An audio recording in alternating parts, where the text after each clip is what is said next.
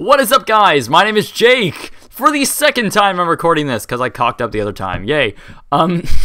This is Abandoned episode 4. This is a bigger episode. I hope you like this. I'm leaving tomorrow, actually. I'm leaving tomorrow. I gotta edit this. It's a whole thing, alright? So, apparently you guys don't like the way I talk in these videos, so I'm gonna try not to mess up or, go off topic or, anything, which is hard for me. I'm sorry. Anyway, we're gonna be talking about Six Flags New Orleans. This was suggested by these people on the screen somewhere. It would take me forever to pronounce all of them, so I'm sorry, but all of you people who requested, here you are. This was also the most requested one, so I thought I should do it. Now this is quite a big one with quite a bit of history, so bear with me, and yeah, let's begin. So, Six Flags New Orleans started out actually by a different company. The park was built in 2000 and was under the name Jazzland, which had no affiliation to Six Flags at all, really. It was actually operated by Alpha Smart Parks. Alpha is spelt in the weirdest way ever, which has since changed its name. But in 2001, the lease for the park was put up for sale, which, a year later. In March of 2002, Six Flags bought the park, and the name stayed the same for a year. So in 2003, they finally changed the name to Six Flags New Orleans, and did some minor upgrades to the park, which included like new rides and new themed areas and all that. This was the same time Six Flags began to rebrand the parks, and the company actually, with the new slogan, "It's playtime," and added the dancing old man in those commercials. In summer of 2005, Six Flags announced that the park would undergo a water park expansion, and it was in the very early stages, so a lot of things could have happened or didn't happen or something. The last day of operation for the park was August 25th, 2005. The normal weekend operations ended early due to the schools starting their year early. The park was scheduled to open on August 27th and August 28th, 2005, as per usual. However, the weekend was cancelled due to the storm preparation and evacuations, hence why it says "Closed for the storm" on the sign. But on August 26, 2005, New Orleans was directly hit by Hurricane Katrina, which later ended up being the largest and third strongest hurricane ever recorded, which killed over 1,836 people, with 700 people still missing. One of the worst parts about it was the massive storm surge the hurricane put in.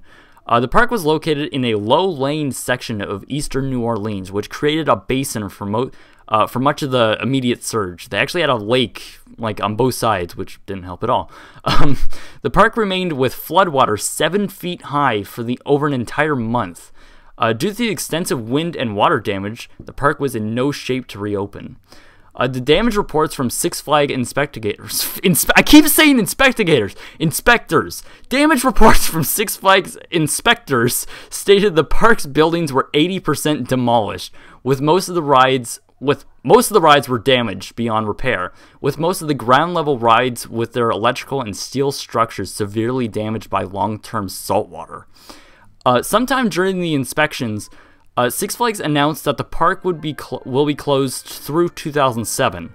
However, on July 1st, 2006, Six Flags announced that after extensive damage assessments, they declared the park was a total loss and that there was no desire or intent to undertake the cost to rebuild the park. Soon after, Six Flags was in negotiation with the city to have an early exit out of their 75-year lease. However, the mayor of New Orleans said he planned to hold Six Flags to the lease agreement and force them to rebuild. If held to the terms of the lease agreement, Six Flags would legally be obligated to rebuild the park on the same site, but only to the extent of the insurance money Six Flags received. Six Flags determined the value of the assets destroyed by the storm at $32.5 million. As of September 2006, Six Flags has collected $11.5 million of the insurance proceeds, bringing the insurance receivable balance to $24.4 million.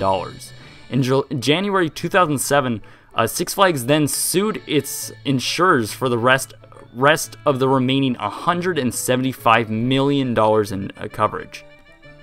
Now, the reason Six Flags was wanted badly out of this lease is mostly because Six Flags New Orleans was actually the least profitable out of all the parks under their ownership. Hence why, you know, they have low interest of rebuilding. Actually, no interest of rebuilding, which is why they want it now. There's been many proposals to redevelop the area. One including another theme park company promising to double the size of the park, finish the planned water park, and add over 60 new rides. The idea fell short in 2011 due to the cost. Another is Jazzland Outlet Mall, which is from the city actually, which came really close to happening, and which was only recently called off in 2014. Also, many TV shows and movies were filmed here.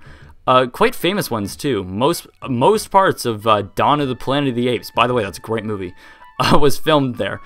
Percy Jackson, The Sea of Monsters, horrible movie, don't watch that.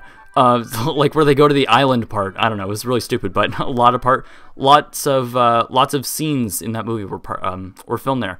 And the park is actually going to be used for some portions of the movie Jurassic World, which is the new Jurassic Park movie. So as of 2014, the park is owned by the city of New Orleans and currently still remains abandoned. So next year, it should be 10 years of just being abandoned. I never got to go there. I've never been that far into the United States, but, you know, I'm sure it's something that's cool. That's the first thing I saw from Out of the Blue, and Out of the Blue is great. And, yeah, that's about it, actually. So, thanks for watching, and we will see you later.